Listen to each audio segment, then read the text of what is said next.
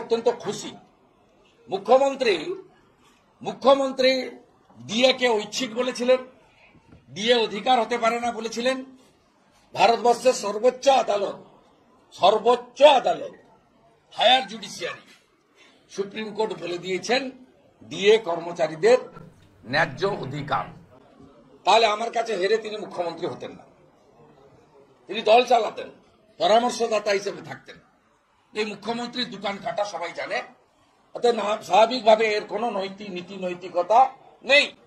তাই আজকে supreme court সবচেয়ে এই মুখ্যমন্ত্রীকে আইনি পথে আজকে শিক্ষা দিয়েছেন যে আপনি এতদিন ঘেউ ঘেউ থেকে শুরু করে যে কথাগুলো বলেছেন ডিএ সংক্রান্ত, আমরা অনুমোদন করি না, না বেআইনি কথা।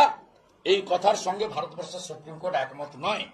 এটা একটা বড় জয়। বাংলা হান্টের আরো খবর দেখতে নজর রাখুন। বাংলা খবর মানেই বাংলা হান্ট।